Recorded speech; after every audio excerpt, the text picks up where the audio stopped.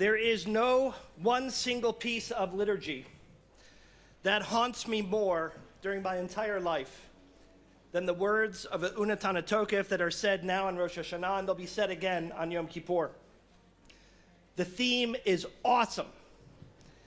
It is powerful. It's about a day in which we give judgment to God to determine the destiny of every human being. Each time I even pause to contemplate this prayer, I am reminded both of how fragile life is and how very quickly life passes us by. But that idea of pausing to think about fragility and how quickly life goes is like a sunrise and a sunset. It happens every day, but we rarely take the time to pause and appreciate it and realize it. But every once in a while, there are moments, there are markers in times and events that occur locally, sometimes globally, that prompt us to consider the timeless lessons of this prayer of Unatana Tokef. This coming Shabbat, in just 3 short days, we will commemorate a day that lives fresh in most of our minds. It's the 20th anniversary of September 11th, 2001. I remember where I was. You remember where you were when that first plane hit. You remember where you were when the second plane hit. You remember where you were when those buildings came tumbling down like Legos before our eyes. Sometimes I can still see the soot and I can still smell the ash. And while 20 years have passed, 20 years since wars have begun and then ended, 20 years since presidents have been elected and changed power, 20 years since lives have been created and lost, let us not ever lose focus of the tragedy of that day of September 11th. The lessons that were born from the dust, and the stark reminder of the potency and the timeless and universal responsibility of Unatana Tokef in appreciating the fragility of life and the quickness of life.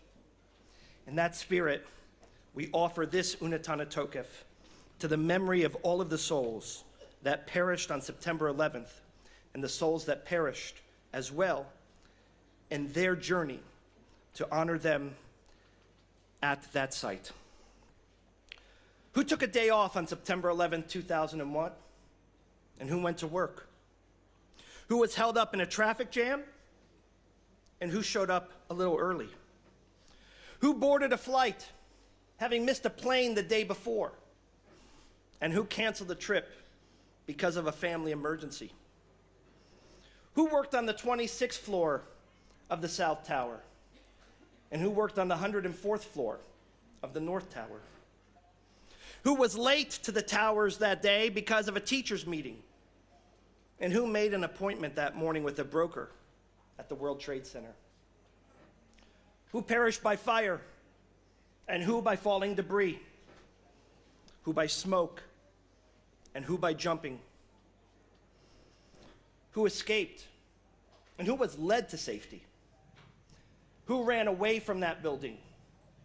And which heroes ran towards it? Which families were bereaved and are still bereaved today? And which families are relieved and are still relieved today?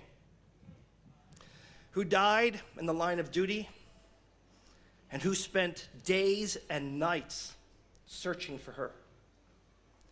Who counts their blessings that their loved ones were spared? And who counts their colleagues and friends as amongst the number of those who were murdered? For whom was this date just yesterday? And for whom was it light years ago?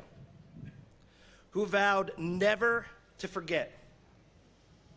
And who has already committed the sin of forgetting? On this 20th anniversary of a day that forever changed our communal DNA, let us always remember the values, the universality, the importance, the fragility, and the quickness that is Unatana Tokef. A prayer that is said only thrice annually, but applies to every single day of our lives.